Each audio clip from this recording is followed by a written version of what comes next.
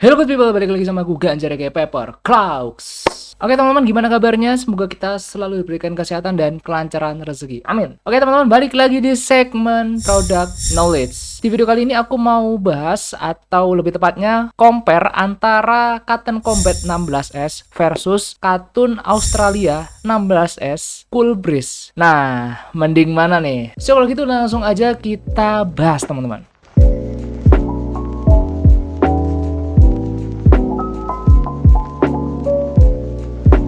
Oke teman-teman, jadi di sini aku udah menyiapkan ada dua jenis produk yang menggunakan Katun.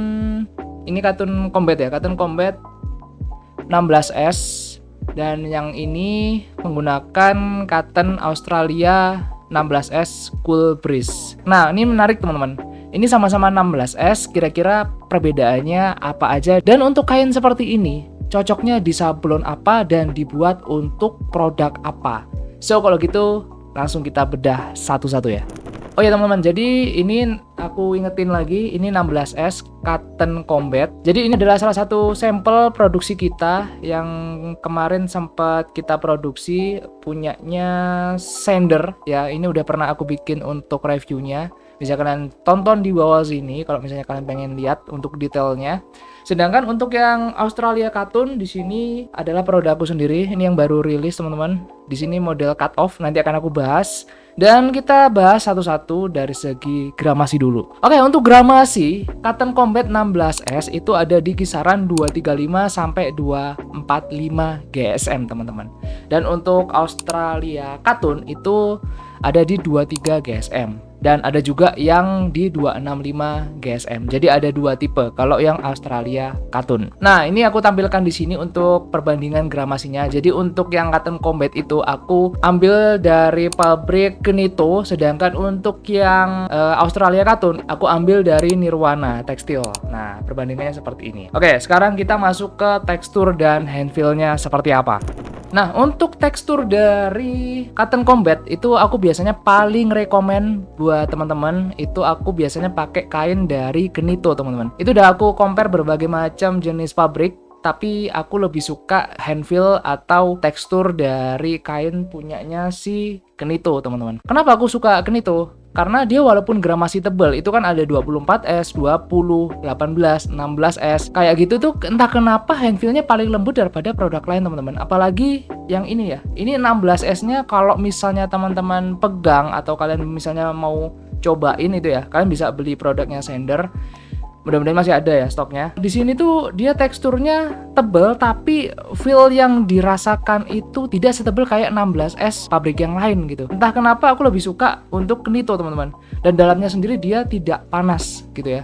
Sedangkan untuk Australia Katun ini untuk teksturnya dia bisa dibilang lebih solid, lebih bold, dan kalau dari masalah seratnya sih kurang lebih sama ya. Space-nya itu ya ini sih masuk 16S seperti ini sih. Kemudian untuk warnanya sendiri di 16S Katun Combat itu dia lebih apa ya, bisa dibilang lebih solid untuk hitamnya, masuk-masuk di jet black. Sedangkan yang di Australia Katun dia hitamnya tidak hitam yang pekat, dia agak ke abu-abuan gitu ya.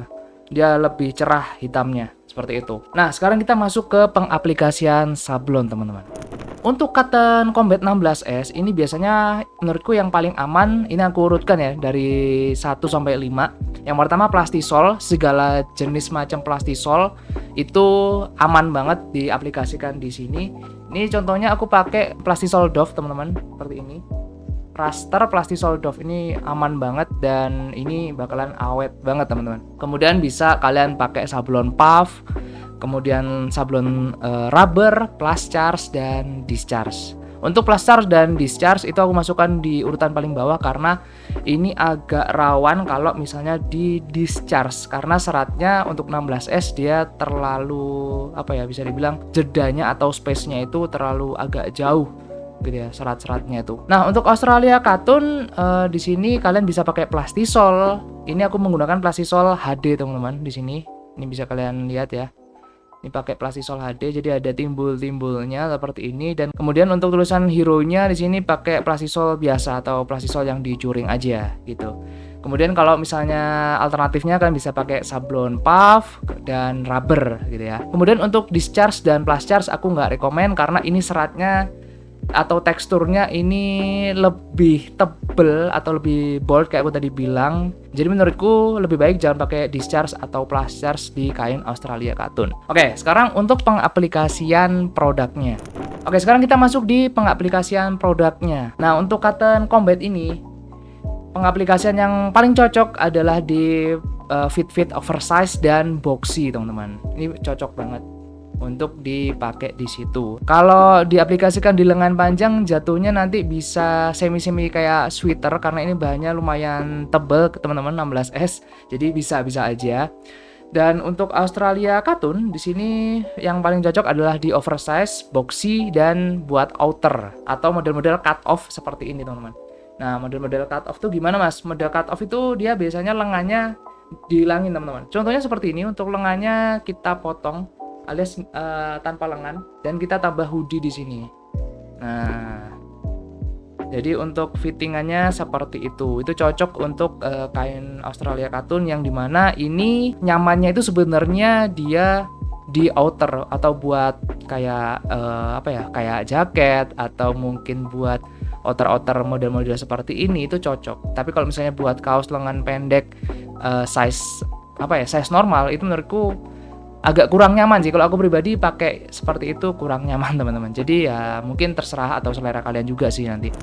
Oke, teman-teman. Jadi kalau misalnya aku boleh kasih saran untuk model-model kain atau jenis-jenis kain 20S, 18S, 16S atau yang ke bawah atau heavy cotton itu kalian bisa aplikasikan lebih baik di fit yang oversize atau boxy. Kenapa? Karena biasanya untuk kain-kain seperti ini dia teksturnya lebih kokoh, jadi ketika kalian buat untuk oversize dia jatuhnya tidak yang lemes alias ya kenceng gitu loh.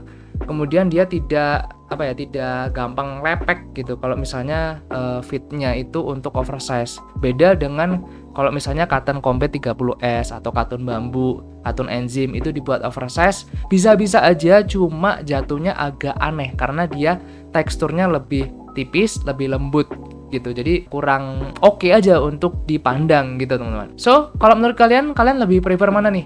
16S Cotton Combat atau 16S Cotton Australia Cool Breeze?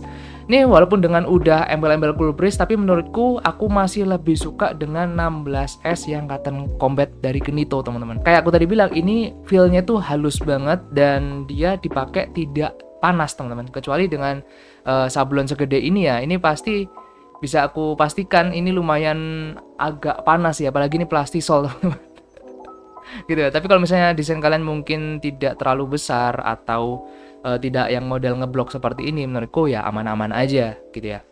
Oke, jadi sekian dulu untuk video kali ini, semoga bermanfaat. Dan kalau misalnya teman-teman mau produksi di tempat kita bisa, kalian mau pakai heavy cotton kayak Australia Cotton ini juga bisa, mau pakai yang punyanya Cotton Combat 16S tadi juga bisa. Dan cara pemesanannya bisa langsung aja klik link di description atau kalian bisa DM aja di IG-nya @masahirocloth. So kalau gitu, thank you guys for watching. Jangan lupa untuk like, share, comment, and subscribe. Stay safe, stay strong, never give up. Paper Cloud out.